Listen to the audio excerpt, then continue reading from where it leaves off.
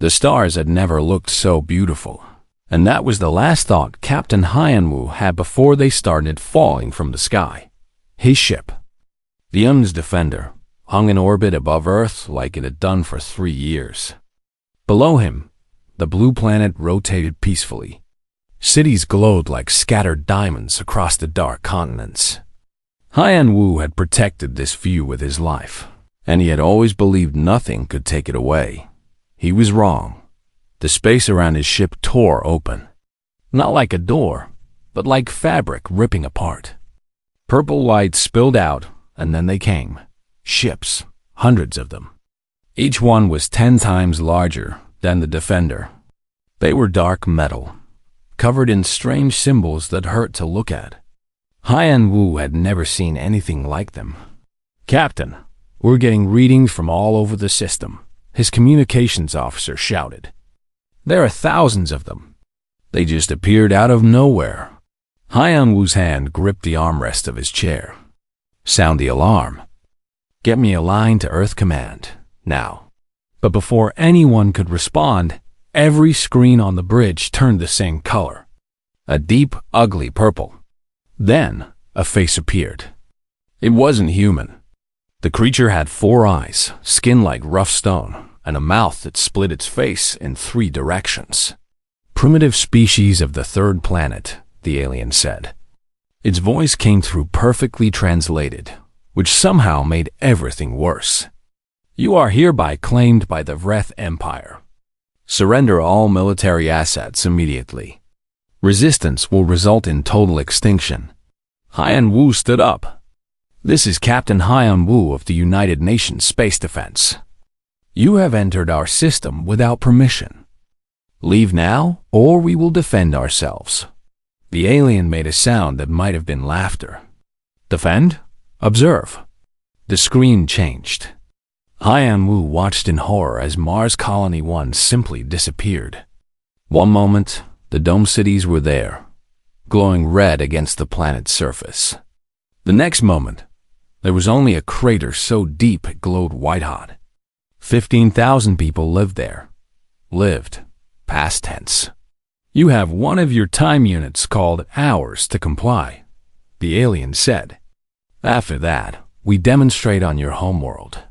The screen went black. For 3 seconds, nobody on the bridge moved. Then chaos erupted. Officers were shouting, alarms were screaming, and Hyanwu could see through the viewport as Earth's defense platforms began firing. Blue beams of concentrated energy lanced toward the alien fleet. Missiles left trails of white smoke. Humanity threw everything it had at the invaders. Nothing worked.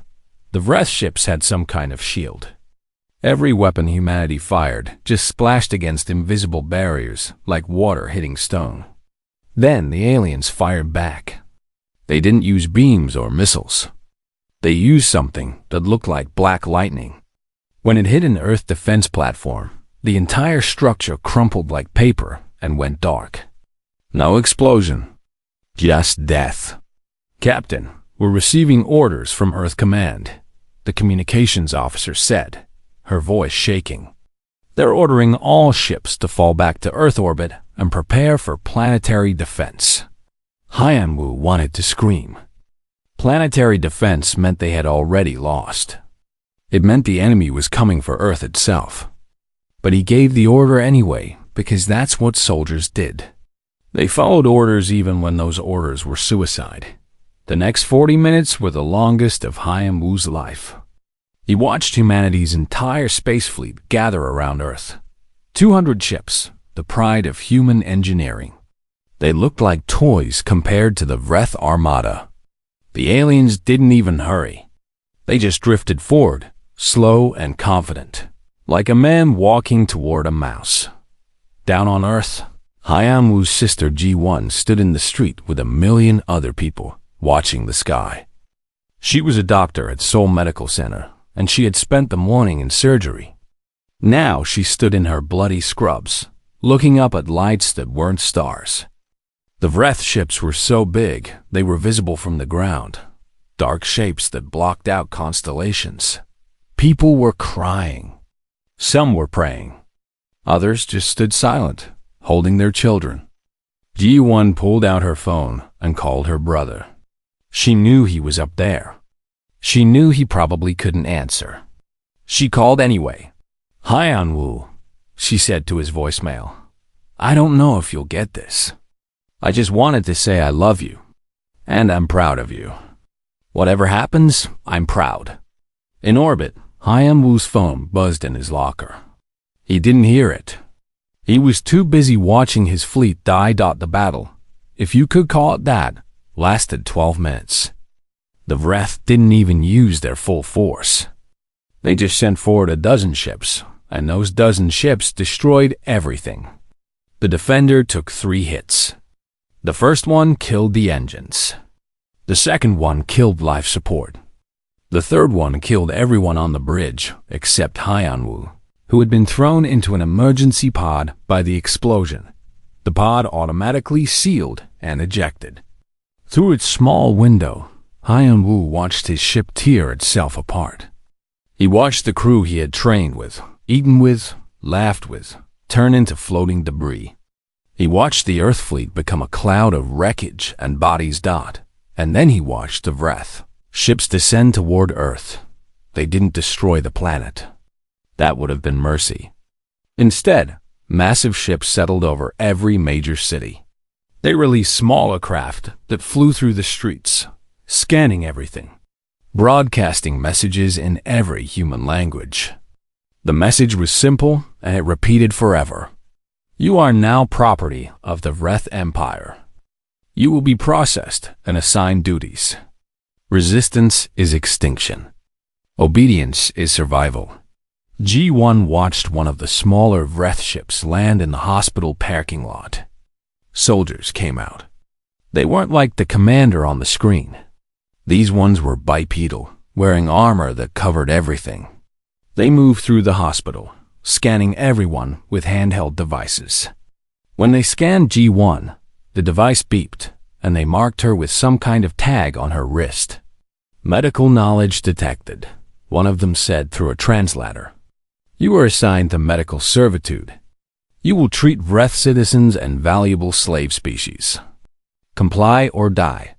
All around the world, it was happening.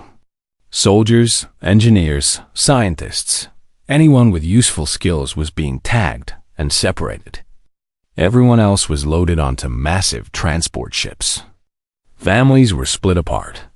People who resisted were shot immediately, their bodies left in the street. As examples, Hyunwoo's emergency pod crashed into the Pacific Ocean 3 hours later. He was pulled from the water by a Vreth recovery ship. They didn't know he was a captain. His uniform was burned beyond recognition. They just saw another human and threw him in a cage with 100 others. In the cage, covered in burns, watching Earth grow smaller through a porthole as the ship left orbit. Hyunwoo made himself a promise. He etched it into his mind like carving words into stone. This wasn't over. Humanity would not end like this. They would not die as slaves. He would make sure of it, even if it took his entire life. Even if it cost him everything. The Vreth had made a mistake. They thought humans were just another primitive species to be broken and used. They were wrong. They had just made an enemy that would never, ever forgive. They had just guaranteed their own destruction. They just didn't know it yet. Earth disappeared behind him, a blue marble in an ocean of black, wrapped in the shadow of alien ships. Hyunwoo closed his eyes and began to plan. The war had just begun, and he would make sure the galaxy remembered what happened when you enslaved humanity. The Vreth thought they had won, but they had only planted the seeds of their annihilation. 3 years had passed since Earth fell, and Hyunwoo had forgotten what sunlight felt like. The mines of Kelthera 9 existed 2 kilometers below the planet's surface. The air was thick with dust that never settled, and the only light came from weak yellow bulbs strung along the tunnel ceilings. Hyunwoo swung his pickaxe into the rock face, feeling the impact shudder through his arms. Around him, 200 other humans did the same. Swing, crack, breathe. Swing, crack, breathe. 12 hours a day, every day, forever. The uranium they mined powered Vreth ships. Every chunk of ore Hyun-woo pulled from the wall would eventually help the Vreth enslave another species, conquer another world. The irony tasted like blood in his mouth, but Hyun-woo wasn't just mining. He was building something else. Position 7, clear, he whispered, barely moving his lips. 3 tunnels over, a woman named Hana whispered back. Position 12, clear. They had learned to talk without the guards noticing. The Vreth used shock collars on all slaves, and if the guards saw you talking instead of working, they pressed a button and pain like lightning shot through your body until you couldn't stand. Hyun-woo had been shocked 43 times in 3 years. He had counted every single one, but the guards couldn't watch everyone all the time. And in those brief moments of freedom, Hyun-woo had built a network. Across 7 mining worlds, in factories and farms and construction sites, humans were talking to each other, planning, remembering who they used to be, halfway across the galaxy. In a Vreth military laboratory on the planet Dravix, Sora was also remembering. She stood in front of a massive display showing the design for a new Vreth warship. Her fingers moved across the holographic controls, making adjustments to the engine configuration. Around her, other slave engineers did the same. The Vreth had discovered that humans had a natural talent for engineering. Human brains could see patterns and solve problems in ways even Vreth computers couldn't match. So they put humanity's brightest minds to work building better weapons. Sora had been an FTL drive specialist on Earth. She had been 3 months away from completing a prototype that would have let humanity explore beyond their local cluster. Now she built engines for her captors, and every day she smiled and nodded and pretended to be grateful for the opportunity. But at night, alone in her cell, she pulled out a data chip she had stolen 6 months ago. It was small enough to hide under her tongue during inspections. The data on it had changed everything. The Vreth technology wasn't Vreth at all. They had stolen it from a species called the Krell, who they had exterminated 400 years ago. Every ship, every weapon, every piece of technology the Vreth used was copied from ruins and graves. The Vreth themselves were barely more advanced than humans had been. They had just been lucky enough to find the Krell first. Sora had spent months studying the data. She understood now how the Vreth shields worked, how their weapons functioned, how their ships moved through space. And she knew something else. She knew humans could build the same technology, maybe even build it better. The question was how to get this information to anyone who could use it. On Earth, G1 worked in what used to be Seoul Medical Center. The Vreth had converted it into a treatment facility for their military officers. She spent her days healing aliens who had enslaved her world, and she smiled while doing it because the alternative was death. But G1 had access to something valuable. She had access to Vreth biology. Every time she treated a patient, she took samples: blood, tissue, genetic material. She stored it in secret, in places the guards never checked. The hospital's waste disposal system. Inside cleaning supplies. Hidden in her own body, using techniques she had taught herself. She was building a database of Vreth physiology, learning their weaknesses. She had discovered something interesting. The Vreth had terrible immune systems. Their bodies had evolved on a world with very few diseases, so they had never developed strong defenses. A human could fight off a dozen infections that would kill a Vreth in hours. G1 had started to wonder what would happen if someone engineered a disease specifically designed to target Vreth biology. She tried not to think about it too much. She was a doctor. She had sworn an oath to heal, not harm. But every time she saw a Vreth officer hit a human nurse, Every time she heard about another transport ship full of slaves dying in space, the thought came back stronger that the message system the humans had built was simple but effective. Workers rotated between sites sometimes, and when they did, they carried information. A song with words that meant something else. A pattern scratched into metal. A sequence of coughs. The Vreth never noticed because they didn't think slaves were smart enough to organize. That's how Hyan-Woo learned about the fleet. A new worker arrived in the mines. A man named Tae-Shin who had come from a factory world. During their 15-minute meal break, Tae-Shin sat next to Hyan-Woo and started humming a tune.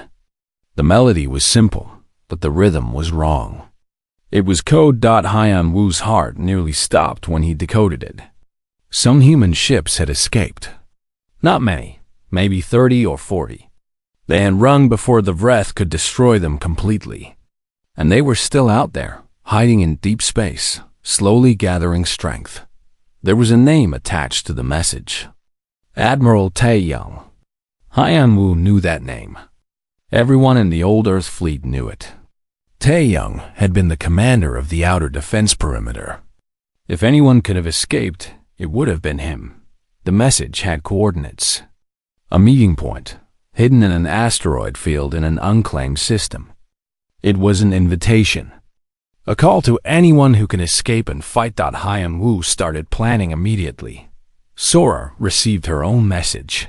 3 weeks later, it came hidden in a parts shipment, encoded in the serial numbers of components.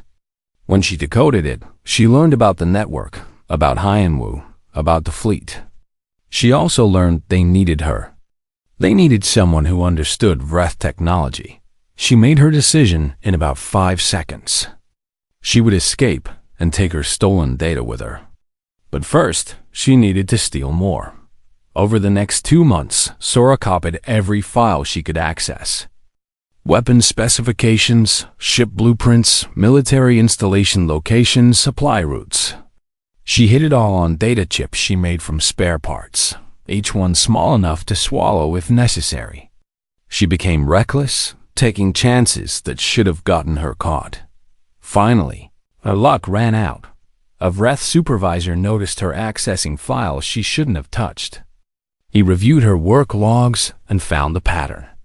When Sora arrived at the laboratory the next morning, guards were waiting. They searched her and found 3 data chips. They beat her until she couldn't stand, then dragged her to a cell. A Vreth officer came to visit her that evening. "You will be executed in 3 days," the officer said. "Publicly, so other slaves understand the cost of theft. Your body will be left on display for a month." After he left, Sora sat in the darkness and laughed. It hurt to laugh with broken ribs, but she couldn't help it. They had found 3 chips. She had swallowed 7 more before they caught her. The information was safe inside her body, and in 3 days, she would die with it. Unless someone came for her first. The message went out through the network immediately. Sora captured. Execution scheduled. Dravik's military facility. Hyan-Woo received it in the mines and made a choice that would change everything. He was going to break her out. Even if it was impossible. Even if it meant exposing the network. Even if it cost him his life. He sent a message to every cell on every world. Time to stop hiding. Time to start fighting. Across 17 star systems, in mines and factories and farms, humans received the message. They looked at their chains and their guards and their fellow slaves. They thought about Earth burning. They thought about 3 years of torture and humiliation, and they started preparing for War. G1 received the message in her hospital on Earth. She walked to her hidden storage and looked at the samples she had collected. She thought about her oath as a doctor. She thought about her brother somewhere in the darkness of space. Then she started designing a weapon. The galaxy was about to learn something it should have known from the beginning. Humans could be gentle. Humans could be kind. Humans could forgive almost anything. But slavery was not one of those things. The Vreth had 3 days before everything changed. They didn't know it, but the countdown had already begun. The rescue mission started with a stolen maintenance shuttle and 7 humans, who had nothing left to lose. Hyun-woo sat in the pilot's seat. His hands steady on controls he had learned to use by watching Vreth workers for 2 years. Next to him, Hana checked the weapons they had assembled from mining equipment and stolen parts. Behind them, 5 more humans prepared for what was essentially a suicide run. "We're going to die," one of them said. His name was Sung-ho, and he was 18 years old. He had been 16 when the Vreth took Earth. "Probably," Hyun-woo agreed. "But we're going to get Sora first." The shuttle lifted off from Kelthara 9 without clearance. Alarms started immediately, but Hyun-woo had planned for that. At the exact same moment, in 7 different mining sites across the planet, humans started fighting. They attacked guards with pickaxes and bare hands. They sabotaged equipment. They set fires. It was chaos, and chaos was exactly what Hyun-woo needed. The guards on the surface were too busy dealing with riots to stop one shuttle from leaving. By the time they realized what was happening, Hyun-woo was already breaking atmosphere. "Vreth patrol ships incoming," Hana reported. 3 of them. Hyun-woo pushed the throttle forward. The shuttle was designed for moving cargo, not combat. It had no shields and barely any weapons. But it was fast, and Hyun-woo had been a combat pilot before the world ended. He dove toward the planet's rings, threading the shuttle between chunks of ice and rock. The Vreth ships followed, firing bolts of black energy that turned asteroids into dust. One shot clipped the shuttle's wing. Alarms screamed. The ship started spinning, but Hyun-woo fought the controls and stabilized. They cleared the ring system with both engines on fire and jumped to FTL before the Vreth could finish them off. The jump lasted 4 hours. 4 hours of sitting in a dying shuttle, surrounded by the smell of burning circuits, knowing that when they arrived at Dravix, they would be facing an entire military installation with nothing but improvised weapons and desperate hope. Sung-ho vomited twice from fear. Nobody commented. They were all terrified. When they dropped out of FTL near Dravix, Hyun-woo expected to see Vreth warships waiting. Instead, he saw something else. Human ships. 32 of them, organized in a combat formation that made his heart ache with recognition. And at the center, a massive battleship that still carried Earth's flag painted on its hull. "Unknown shuttle, identify yourself," a voice said over the comm. A human voice, speaking Korean. Hyun-woo's hands were shaking. "This is Captain Hyun-woo, formerly of the UNS Defender. We're here to rescue an engineer named Sora from the surface installation. We could use some help." There was a long pause. Then a different voice came on, older and harder. "Captain Hyun-woo, we thought you were dead. This is Admiral Tae-young. Welcome to the real fight." The rescue turned into a full military assault. Tae-young's fleet hit Dravix with everything they had. The Vreth garrison was caught completely off guard. They had never imagined humans could organize a fleet, let alone attack a military world. Hyun-woo took his team down to the surface in a proper assault shuttle, while Tae-young's ships fought in orbit. They landed outside the prison facility where Sora was being held. The building was designed to hold slaves, not withstand military assault. Sung-ho, who had been a chemistry student before Earth fell, threw a homemade explosive at the main door. The explosion was crude but effective. They went in shooting. Hyun-woo had promised himself years ago that he would never enjoy killing. But as he put bullets into Vreth guards, as he saw their stone-like faces register surprise and then nothing, he felt something dark and satisfying curl up inside his chest. These creatures had destroyed his world. They deserved worse than death. They found Sora in a cell on the 3rd level. She was barely conscious, covered in bruises and blood. But when she saw Hyan-Woo, she smiled with broken teeth. "Took you long enough," she whispered. "Can you walk?" Hyan-Woo asked, "Can you carry me if I can't?" They got her out just as Vreth reinforcements arrived. The retreat was messier than the assault. They lost 3 people getting back to the shuttle. Hyan-Woo never learned their names, and that guilt would stay with him forever. But they got Sora, and when she recovered enough to talk, she gave Admiral Taeyong the data chips she had swallowed. The information on those chips changed everything. Taeyong's fleet had spent 3 years running and hiding. They had scavenged supplies from abandoned stations, recruited escaped slaves from a dozen species, and slowly built themselves into a fighting force.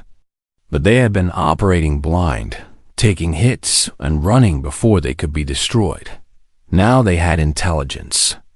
Ship movements, supply routes, garrison strengths, technological specifications. Sora spread the data across a holographic display in the fleet's command center. And Hyan-Woo watched military officers start to smile for the first time in years. "We can hit them," Taeyong said, studying the maps. "Really hit them. Not just raids. We can coordinate actual operations." Sora, still recovering in a medical bed they had moved into the room, spoke up. "There's more. I can build you better ships. The Vreth technology isn't as advanced as they pretend. With the right modifications, human vessels can match them." "How long?" Taeyong asked. "Give me 6 months and a proper engineering bay. I'll give you a fleet that can make the Vreth bleed." They gave her 8 weeks because that's all the time they had. The Vreth had started hunting them seriously after the Dravix raid. Every day, more enemy ships appeared in the sectors where the human fleet was hiding. Sora worked like she was possessed. She barely slept, surviving on stimulants and rage. She took apart Vreth technology they had captured and rebuilt it into human designs. She created hybrid systems that combined both engineering philosophies. And 6 weeks after being rescued, she unveiled her masterpiece. The ship was called Retribution. It was built from the frame of an old Earth destroyer, but Sora had changed almost everything else. It had Vreth-style shields powered by human reactors. It had weapons that could punch through enemy defenses. Most importantly, it had engines that made it faster than anything the Vreth had ever seen. Hyan-Woo volunteered to captain it. Taeyong approved without hesitation. "Make them regret," the Admiral said simply. The first real battle happened at a Vreth supply depot in the Kalendra system. Taeyong brought his entire fleet, including 12 ships that Sora had retrofitted with improved technology. The Vreth had a garrison of 20 ships protecting the depot. It should have been a slaughter. The Vreth still had superior numbers, and most of their ships were heavy cruisers. But the humans had surprise and desperation and 3 years of rage. Hyan-Woo led Retribution in first, breaking through the Vreth formation like a knife through flesh. His new weapons tore through their shields. His engines let him dance around their return fire. Behind him, the rest of the human fleet poured through the gap he had created. The Vreth fought back hard. 2 human ships were destroyed in the first 10 minutes. But the humans kept coming. They used tactics the Vreth had never seen because human military doctrine had evolved differently. They coordinated in ways that confused the enemy. And when Vreth ships tried to retreat, Hyan-Woo hunted them down one by one. The battle lasted 90 minutes. When it was over, every Vreth ship was either destroyed or running. The depot was in human hands, along with enough supplies to keep Taeyong's fleet operating for a year. More importantly, they had proven something. Humans could fight back. Humans could win. News of the battle spread through the slave networks faster than light. On Earth, G1 heard about it from a whispered conversation between 2 Vreth guards. They sounded worried for the first time ever. On mining worlds and factory planets, human slaves looked at their captors differently. The Vreth weren't invincible gods. They could bleed. They could die. Over the next 6 months, Haiyan-Wu and Tai Young launched 17 more raids. They hit supply convoys, destroyed military outposts, and freed slave populations. Every victory brought more humans to their fleet. Engineers, soldiers, pilots. People who had been waiting for hope. The galaxy started to notice. Other enslaved species watched with amazement as humans, considered one of the weakest races, started winning battles against the Vreth Empire. Some began their own small resistances. Others just watched and waited. The Vreth Imperial Court finally acknowledged the threat. They had dismissed the humans as an irritation, a minor uprising that would be crushed eventually. But after losing a full battle group at Kalendra, they couldn't ignore it anymore. The Vreth Emperor himself called a meeting with his military commanders. The decision was unanimous. They would deploy the Crimson Fleet. The Crimson Fleet was the Vreth's ultimate weapon. 50 capital ships, each one carrying enough firepower to level a planet. It had never been defeated. It had crushed rebellions on 100 worlds. The fleet's commander was a Vreth general named Corvin, who had personally overseen the extinction of 7 species. When Tai Young's scouts reported the Crimson Fleet moving toward their position, the admiral called a meeting with all his captains. Haiyan-Wu stood in the holographic conference, surrounded by the faces of men and women who'd become his family. "They're sending everything they have," Tai Young said bluntly. "We can run or we can fight." "We fight," Haiyan-Wu said immediately. Around the conference, other captains nodded. "We'll probably lose," Tai Young warned.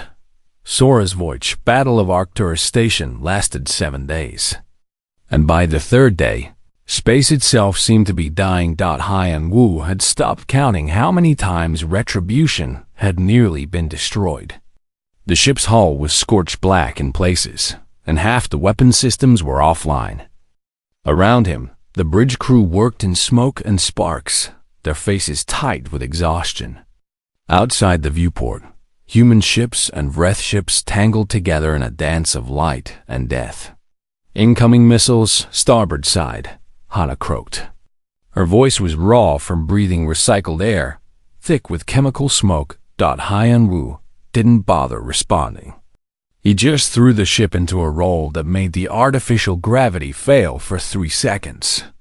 Everyone floated, then crashed back down as the missile streaked past and detonated against an asteroid.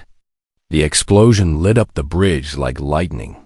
The Crimson Fleet had expected to crush the humans in hours. Instead, they found opponents who fought like cornered animals. Every human ship that died took at least one Vreth ship with it.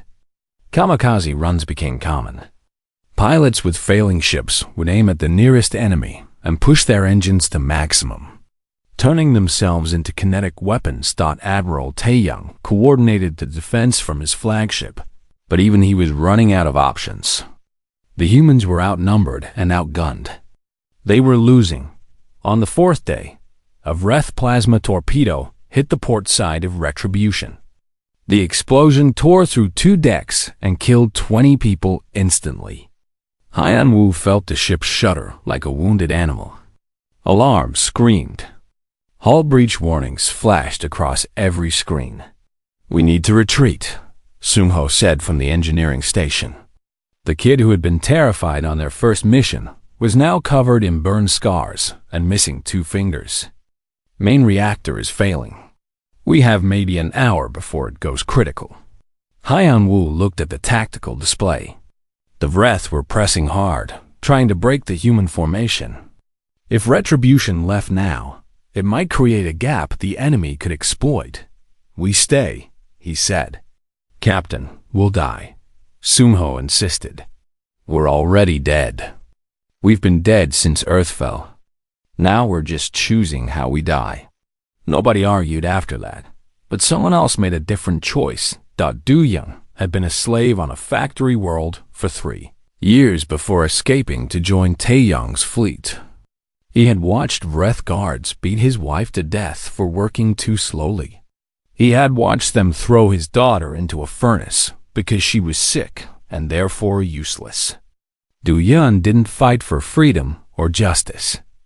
He fought for revenge, and he had been waiting for his moment. On the 5th day of the battle, while everyone else focused on survival, Du Yun stole a fast courier ship from the fleet's auxiliary bay. He loaded it with a single cargo container and jumped to FTL before anyone could stop him. Inside, the container was the bioweapon G1 had created. Du Yun had been in contact with her through the network for months, planning this moment. The weapon was a virus designed specifically for Wrath biology. It would spread through touch and air. It was fast and efficient, and absolutely unstoppable once released. Du Yun's destination was Wrath Prime, the Wrath homeworld. He jumped there through 7 different systems, avoiding patrols and military checkpoints. When he finally arrived in orbit, he didn't hesitate. He loaded the virus into atmospheric dispersal pods and launched them toward the planet. Then he sent a message to the Crimson Fleet. Your families are dead. Your children are dead. Your entire species is dying right now. This is what you get for enslaving Earth. The message reached General Corvin on his flagship during the 6th day of battle. At first, he thought it was propaganda. Then reports started coming in from Wrath Prime. People were getting sick. Millions of them. The virus moved like wildfire through the population. Corvin made a choice that proved humans weren't the only ones willing to sacrifice everything. He ordered his fleet to continue fighting while their homeworld died. There would be time for grief later, after the humans were exterminated, but the distraction was enough. Taeyong saw the Wrath formation waver. He pressed the attack, throwing his last reserves into the battle. Haiyan Wu pushed Retribution's failing reactor beyond its limits, knowing it would explode soon but not caring anymore. On the 7th day, the Wrath broke. It wasn't dramatic. They just started retreating, ship by ship. First a few, then more, then the entire fleet. They jumped to FTL in disorder, running back toward their dying homeworld. Corvin's flagship was the last to leave, and Haiyan Wu fired every weapon he had at it. Most missed. One hit, tearing a hole in the rear section. Not enough to kill it, but enough to make it limp away trailing debris. When the last Wrath ship disappeared, silence fell over the human fleet. Of 32 ships, 11 remained. Thousands of humans were dead, but they had one. Haiyan Wu collapsed in his chair. The bridge crew started cheering weakly. Then someone reported what Du Yun had done. The celebration died immediately. Admiral Taeyong called an emergency conference. Every surviving captain attended, including Haiyan Wu, who left Retribution on emergency power and took a shuttle to the flagship. 4 billion Wrath are dead, Taeyong said without preamble. G1's weapon worked exactly as designed. Wrath Prime is effectively extinct. Du Yun deployed it without authorization. The conference room erupted in shouting. Some captains praised Du Yun as a hero. Others called him a war criminal. Haiyan Wu said nothing, trying to process the number. 4 billion. That was more than Earth's entire population. We need to decide who we are, Taeyong continued, his voice cutting through the noise. Are we liberators or exterminators? Do we free the slaves or do we burn the galaxy? They enslaved us, one captain shouted. They destroyed Earth. They killed billions of us. They deserve extinction. They're a civilization, another argued. Not all of them were soldiers. We just killed children, babies, people who never hurt anyone. The argument went on for hours. Finally, Sora spoke up from her engineering station via comlink. It doesn't matter what we decide, she said tiredly. The galaxy is watching us now. Every species knows what we did. They're going to judge us based on what happens next. She was right. News of the bioweapon spread across the known systems faster than the virus itself. Other enslaved species started their own uprisings, inspired by human ferocity. Some praised the genocide. Others were horrified by it. The galaxy split into factions. On Earth, Ji-Won heard what her creation had done and locked herself in a supply closet for 3 hours, vomiting and crying. She had designed the weapon to be used on military targets, not civilians. She had never imagined someone would deploy it on a homeworld, but deep down, part of her wasn't sorry. Part of her remembered soul burning and thought 4 billion wasn't enough. The Vreth Empire reeled from the blow, but didn't collapse. They still controlled thousands of systems. They still had millions of ships. And now they had something new. Absolute hatred for humanity. The Vreth Emperor appeared on every comm channel in the galaxy. His speech was short. The human species has revealed itself as a plague, a cancer. They must be removed from existence completely. Every human will die. Every world they touch will burn. This is not war. This is extermination. The Emperor backed up his words with action. He mobilized the entire Vreth military. Every ship, every soldier, every weapon. The full might of an empire that controlled a quarter of the galaxy turned toward one target, humanity. But he also activated something else. Something ancient and terrible. Deep in Vreth territory, hidden in a system that didn't appear on any map, was a weapon left behind by the Crow. The same species the Vreth had exterminated to steal their technology. It was called the Star Scourge, and it had the power to destroy entire solar systems. The Vreth had never used it before. It was too dangerous, too unpredictable. But now they pointed it at one target. Earth. The news reached Taeyong's fleet through spy networks. They had 3 weeks before the weapon was ready to fire. 3 weeks to save humanity's homeworld or watch it die. Hyun-woo looked at the star maps and did the math. They couldn't get to Earth in time with the fleet. The Vreth had too many patrols between here and there. Any attempt at a direct assault would be suicide. But maybe one ship could make it. A fast ship. One that could slip through the patrols and reach Earth before the weapon fired. "I'll go," Hyun-woo said. "You'll die," Taeyong replied. "Probably.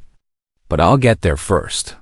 Sora, still recovering from injuries taken during the battle, pulled herself out of medical. "If you're going, I'm going. You'll need an engineer." G1 received the message on Earth 3 days later.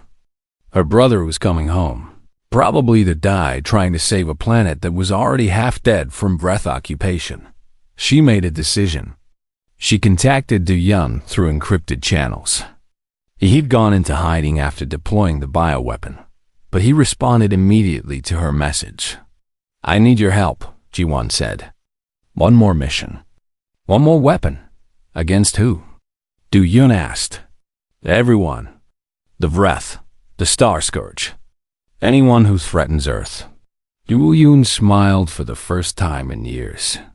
"Tell me what you need." Meanwhile, Sora worked on something in Retribution's engineering bay. Something she had been designing since Arcturus. She called it the Prometheus Protocol. It was a weaponized version of the FTL drive she had been building before Earth fell. If it worked, it could tear apart the fabric of Space-I. Retribution dropped out of FTL at the edge of the solar system with both engines on fire and hull breaches on 7 decks. Through the viewport, Hyun-woo could see Earth, his home. The planet was covered in dark spots where Vreth occupation cities had been built over human ruins. But it was still there. Still alive. For now. "Star Scourge is charging," Sora reported from the engineering station. Her hands flew across controls, monitoring the readings from long-range sensors. "Estimate 12 hours until it fires." Hyun-woo studied the tactical display. Between Retribution and Earth, there were 93 Wrath warships in defensive positions. Behind them, hidden in the shadow of the moon, the Star Scourge sat like a tumor in space. It was massive, easily 10 times larger than the biggest ship Hyan Wu had ever seen. Ancient Krell symbols glowed along its surface, pulsing with energy that made the sensors scream warnings. "We can't fight through that," Sunho said quietly. Not alone. He was right. Retribution was barely functional. One more serious hit would tear the ship apart. But Hyan Wu hadn't come here to fight. "We don't need to fight all of them," he said. "We just need to reach the weapon before it fires." "And do what?" Sunho asked. Soar answered before Hyan Wu could. "I finished the Prometheus protocol. If we can get close enough to the Star Scourge, I can trigger it. The resulting spatial collapse will destroy the weapon." "And us," Sunho added. "And us," Sora confirmed. "But it will save Earth." Hyan Wu looked at his small crew. 7 people left out of the 80 who had started this mission. They were exhausted, wounded, and outmatched. But none of them looked afraid anymore. Fear required hope, and they had all accepted they were dead already. "Then let's make it count," Hyan Wu said. Retribution burned hard toward Earth, engines screaming. The Wrath fleet noticed immediately. Ships peeled off from defensive positions to intercept. Hyan Wu dodged through a storm of weapons fire, using every trick he had learned in 4 years of warfare.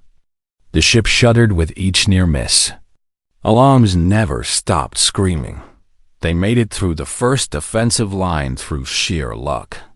A Wrath cruiser fired a plasma torpedo that should have vaporized them, but it hit a piece of debris from an old human satellite instead. The explosion gave Retribution cover to slip past, but luck ran out at the second line. 3 Wrath destroyers surrounded them. Hyan Wu tried to maneuver, but the ship was too damaged. A black lightning bolt hit the starboard side. The impact threw everyone against their stations. Emergency seals slammed down as atmosphere vented from 5 sections. "Hull integrity at 15%, Sunho reported. Blood ran down his face from a cut on his forehead. "We won't survive another hit." That's when Earth itself joined the fight. On the surface, G1 had spent the last 3 days preparing. She had contacted every human in the Resistance Network, every slave with access to weapons, every person who still had fight left in them. When she saw Retribution on sensors, struggling against impossible odds, she gave the order. All across Earth, humans rose up. They attacked Wrath installations with stolen weapons, homemade explosives, and bare hands. Riots erupted in every occupied city. The Wrath garrison found itself fighting on 1,000 fronts simultaneously. More importantly, G1 had spent years building a network of humans in technical positions. Engineers forced to maintain Wrath systems. Technicians assigned to power stations. Workers who had spent years learning enemy technology, while pretending to be obedient slaves. Now they sabotaged everything. Defense platforms suddenly fired at their own ships. Power grids failed across the planet. Communication networks went down. The Wrath fleet around Earth descended into chaos as their own systems turned against them. Dashion, who had been hiding on Earth since deploying the bioweapon, led an assault on the ground-based control station for the Star Scourge. His team of 30 ex-slaves fought through Wrath security using tactics that were brutal and efficient. They left no survivors. When they reached the control center, Duyun placed explosives on every console and set a timer. "This is for my family," he whispered, and triggered the detonation. The explosions didn't destroy the Star Scourge, but they damaged the firing controls. The weapons countdown stuttered, buying Retribution precious minutes. Hyan Wu used those minutes to reach the moon. The 3 Wrath destroyers were still chasing him, but now they were taking fire from Earth's sabotaged defense platforms. One destroyer broke off to deal with the threat. The other two kept pursuing.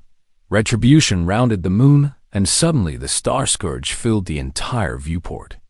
It was beautiful in a terrible way, like looking at a dying star. The ancient weapon pulsed with energy that seemed to warp space around it. Sora had been right. If this thing fired, Earth would simply cease to exist. How close do we need to be? Hyan-Wu asked. Touching it would be ideal, Sora said. She was already initializing the Prometheus protocol. Warning messages filled her screens. The system was designed for controlled FTL jumps, not for tearing holes in reality. Using it this way would be catastrophic. That was the point. Everyone who wants to leave, get to the escape pods now. Hyan-Wu announced over ship-wide comms. We're going to ram this thing. Nobody left. The crew stayed at their stations. Hyan-Wu pushed the engines to maximum. Retribution accelerated toward the Star Scourge while the two pursuing destroyers fired everything they had. Shots peppered the ship's hull. Systems failed. Deck by deck, the ship died around them. They were 500 meters from the Star Scourge when the main engines exploded. The ship went dark. Emergency lighting flickered on, casting everything in red. We're not going to make it, Sumho said. Without engines, they were drifting. They might hit the Star Scourge eventually, but not before the Wrath destroyers tore them apart. Sora looked at her console, then at Hyan-Wu. I can trigger the protocol from here. It'll take longer to reach full cascade, but it should work. How much longer? Hyan-Wu asked. 3 minutes. Maybe 4. We don't have 4 minutes. I know. They both knew what that meant. The Prometheus protocol needed time to build to critical mass. Someone needed to buy that time. Someone needed to make sure the Wrath destroyers didn't interrupt the process. Hyan-Wu stood up. Sungho, you're in command. Keep the ship pointed at the target. When the protocol reaches critical mass, make sure it finishes. Where are you going? The young man asked. To buy you some time. Hyan-Wu made his way to the hangar bay. There was one fighter left, a small craft they had salvaged weeks ago. It was barely space-worthy, but it still had weapons. He climbed into the cockpit and launched before anyone could stop him. The fighter was tiny compared to the Wrath destroyers. It was like a mouse attacking 2 elephants. But Hyan-Wu had been a pilot for 15 years. He knew how to make himself a target that couldn't be ignored. He dove at the nearest destroyer, firing everything. His shots barely scratched the enemy shields, but they got attention. The destroyer turned to face him, moving away from Retribution. Hyan-Wu led it on a chase around the Star Scourge, dodging and weaving, making himself too annoying to ignore. The second destroyer moved to intercept Retribution. Hyan-Wu swore and changed course, but he was too far away. He watched helplessly as the destroyer charged weapons, preparing to finish off the damaged human ship. Then space tore open, and Admiral Taeyang's fleet arrived. The old admiral had disobeyed every tactical principle by bringing his entire fleet to Earth. It left their conquered territories undefended. It meant abandoning strategic positions. But Taeyang had made a simple calculation. If Earth died, humanity's spirit would break. Better to die defending the homeworld than live without it. 11 human ships dropped out of FTL between the Wrath destroyers and Retribution. They opened fire immediately. The battle became a close-range brawl, ships passing within meters of each other while weapons lit up space. On Retribution, Sora watched her console. The Prometheus protocol was building toward critical mass. The numbers climbed steadily. 90%, 95%. Then the Star Scourge fired. The ancient weapon had been damaged by Du Yun's sabotage, but not destroyed. Its targeting was off, its power reduced. But it still fired, sending a beam of pure destructive energy toward Earth. The beam was beautiful and horrible. It turned the darkness of space into pure white light. Sora watched it lance toward the planet where billions of humans still lived and made a decision that surprised even herself. She redirected the planet toward Prometheus Protocol. Instead of destroying the Star Scourge, she used it to create a spatial barrier between the weapon and Earth. The FTL drive wasn't designed for this. The mathematics were impossible. But Sora had spent 4 years studying technology that shouldn't exist, building things that couldn't work. She forced the system to do what she needed. The barrier formed just as the Star Scourge's beam hit. The two forces collided, and for a moment, space itself seemed to scream. The collision created a feedback loop. Energy from the Star Scourge flowed back into itself, building, amplifying. On Retribution's bridge, every screen went white. Sungho threw his arms over his face. The ship shook like it was caught in a planet's gravity well. When the light faded, the Star Scourge was gone. Not destroyed, simply erased. Where it had existed, there was now a hole in space that pulled at nearby ships. A singularity that would eventually close, but would take